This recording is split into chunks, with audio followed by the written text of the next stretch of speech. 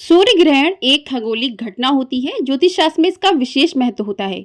तो आज की वीडियो में आप जानेंगे कि साल का दूसरा और आखिरी सूर्य ग्रहण कब लगने वाला है, इसका गर्भवती महिलाओं पर क्या असर पड़ेगा, भारत में दिखाई देगा या नहीं दिखाई देगा, इसका सूतक काल मान्य होगा या नहीं होगा, ग्रहण काल के दौरान आपको क्या करना चाहिए क्या नहीं करना चाहिए।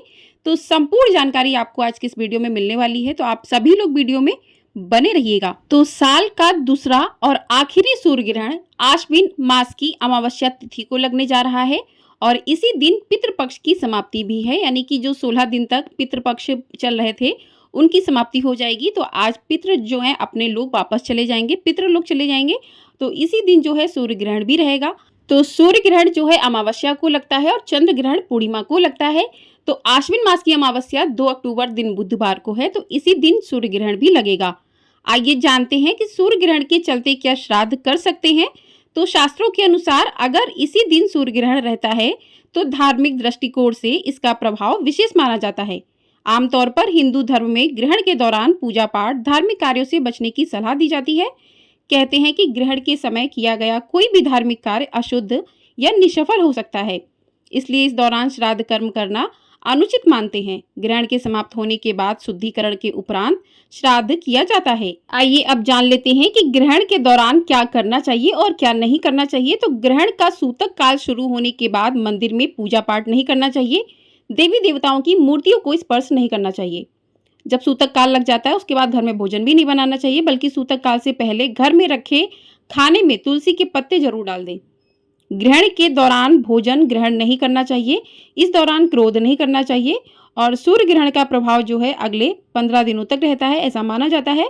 ग्रहण के दौरान किसी भी सुनसान जगह या शमशान भूमि के पास नहीं जाना चाहिए, इससे नकारात्मक शक्तियां काफी ज्यादा हावी हो जाती हैं। सूतक काल के बाद नए या शुभ काम की शुरुआत भी नहीं करनी चाहिए। ग्रहण के दौरान नकारात्मक ऊर्जा अधिक रहती है। तो ग्रहण का सूतक काल शुरू होने के बाद तुलसी के पौधे को भी नहीं छूना चाहिए और नुकीली धारदार उपकरणों का प्रयोग भी नहीं करना चाहिए। तो जो भी गर्भवती महिलाएं हैं उनको ग्रहण के दौरान घर से बाहर नहीं निकलना चाहिए, किसी भी नुकीली वस्तुओं का प्रयोग नहीं करना चाहिए, कुछ भी खाने पीने की वस्तुओं को नहीं खाना चाहिए। यदि आप ज़्यादा टाइम है ग्रहण का तो आप जो है जल पी सकते हो, उसमें तुलसी दल डाल दें जल में और वो जल आप ग्रहण कर सकते हैं। और आप अपने पेट पर जो है वो गेरू लगा लीजिए, इससे ग्रहण का प्रभाव आने वाले शिशु पर बिल्कुल भी नहीं पड़ता है। तो इस प्रकार से ग्रहण के दौरान कुछ सावधानी रखनी चाहिए। अब जानते हैं कि ग्रहण के दौरान करना क्या चाहिए। तो ग्रहण के दौरान भगवान के मंत्रों का जप करना चाहिए, जो कि 10 गुना फलदायी होता है। ग्रहण के दौरान जो है भगवान के मंत्रों का जप बहुत ही ज्यादा विशेष फलदायी माना गया है। जब ग्रहण हो जाए उसके बाद शुद्ध जल से स्नान करें और गरीबों को दान देना चाहिए। ग्रहण के बाद पूरे घर को शुद्ध करना चाहिए, ऐसा करने से घर की सभी नकारात्मक शक्तियां दूर हो जाती हैं। ग्रहण के समय गायों को घास, पक्षियों को अन्न, जरूरतमंदों को वस्त्र दान देने से अनेक गुना पुण्य की प्राप्ति होती है, ऐसा माना जाता है। तो इस साल जो है सूर्य ग्रहण लग रहा है, जो कि खगोलविदों की माने तो जब पृथ्वी, सूर्य और चंद्रमा एक सीधी रेखा में होते हैं और चंद्रमा पृथ्वी और सूर्य के बीच में आ जाता है। सूर्य की किरणें पृथ्वी तक नहीं पहुंच पाती हैं, तो पृथ्वी के एक भाग पर पूरी तरह से अंधेरा छा जाता है। तो इस स्थिति को जो है सूर्य ग्रहण कहा जाता है। आइए अब जान लेते हैं कि क्या सूर्य ग्रहण भारत में दिखाई देगा या नहीं दिखाई देगा, कहां कहां यह ग्रहण दिखाई देगा। तो साल का आखिरी सूर्य ग्रहण भारत में दिखाई नहीं देगा। यह ग्रहण दक्षिणी अमेरिका के उत्तरी भागों, प्रशांत महासागर, Atlantic, Arctic, Antarctica, Argentina, Uruguay, Buenos, Aires, वेका आइलैंड, फ्रेंच पॉलिनेशिया महासागर, उत्तरी अमेरिका के दक्षिण भाग, Fiji, new Chile, Brazil, Mexico और पेरू में कुछ जगह पर दिखाई देगा। ग्रहण जो है इस साल जो पड़ रहा है वो भारत में दिखाई नहीं देगा। आइए जानते हैं कि ग्रहण का समय क्या रहेगा, कब से कब तक ग्रहण पड़ेगा, क्या इसका सूतक काल मान्य होगा या नहीं होगा।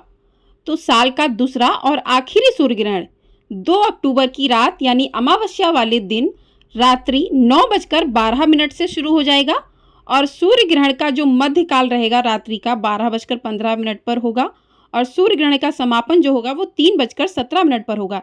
यानी कि 2 अक्टूबर की रात 9:12 से सूर्य ग्रहण जो है शुरू हो जाएगा और मध्य रात्रि यानी कि 3 अक्टूबर की सुबह सुबह एकदम प्रातः काल 3:17 पर सूर्य ग्रहण जो है समाप्त होगा। तो ऐसे में क्या इसका सूतक काल जो है भारत में मान्य होगा या नहीं होगा? तो इसकी जो समय इसका जो समय है वो भारत के समय से मैच नहीं हो रहा है, क्योंकि भारत में रात के समय सूर्य नहीं निकलता है। तो विदेशों में जहाँ-जहाँ ये ग्रहण का समय रहेगा, वहाँ पर ये ग्रहण दिखाई देगा, लेकिन भारत में ये ग्रहण नहीं दिखाई देगा। तो शास्त्रों के अनुसार सूर्य ग्रहण के 12 घंटे पहले सूतक काल लग जाता है। चूँकि यह ग्रहण भारत में दिखाई नहीं देगा, तो इसका भारत में सूतक काल भी मान्य नहीं होगा। इस दिन ना तो मंदिरों के कपाट बंद रहेंगे और ना ही पूजा पाठ आदि में कोई भी विघ्न होगा या दैनिक कार्यों में किसी प्रकार की भी बाधा नहीं आएगी। ये ग्रहण भारत में बिल्कुल भी दिखाई नहीं देगा, तो भारत में इसका कोई भी इसके नियम जो है वो मान्य नहीं होंगे। तो इस दिन आप जो है आश्विन अमावस्या है, पितृपक्ष के श्राद्ध वगैरह हैं, आप कर सकते हैं निश्चिंत होकर, क्योंकि ये ग्रहण हमारे भारत में दिखाई नहीं देगा और जहाँ-जहाँ दिखाई देगा वहाँ पर इसका प्रभाव जो है माना जाएगा। तो ऐसे में गर्भवती महिलाओं को क्या नियम करने चाहिए या नहीं करने चाहिए? तो आपको बता दें कि ये ग्रहण यहाँ पर मान्य नहीं हो रहा है, लेकिन फिर भी गर्भवती महिलाओं के मन में संशय कहीं न कहीं रहता है। तो आप लोग जो है, ग्रहण का समय ही ऐसा है कि आप लोग खा पीकर आराम से सो सकते हैं और सुबह के समय आप उठकर जो है अच्छे से स्नान कर लीजिए, उसके बाद दान निकाल कर उसके बाद कुछ ग्रहण कीजिएगा। तो इस बात का आप लोग थोड़ा-सा ध्यान रखिएगा। और वैसे यहाँ पर जो मान्य नहीं है, तो इसका कोई प्रभाव भी नहीं होगा।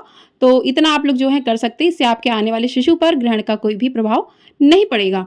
आशा करती हूँ कि आपको ये जानकारी पसंद आई होगी। तो अब पसंद आई हो वीडियो को लाइक, शेयर और चैनल को सब्सक्राइब ज़रूर कर दीजिएगा। आपको हमारे चैनल पर कल से नवरात्रि के 9 दिनों की कथाएँ, साथ ही दुर्गा सप्तशती का पाठ भी सुनाया जाएगा, तो आप लोग उसे भी अवश्य सुनिएगा।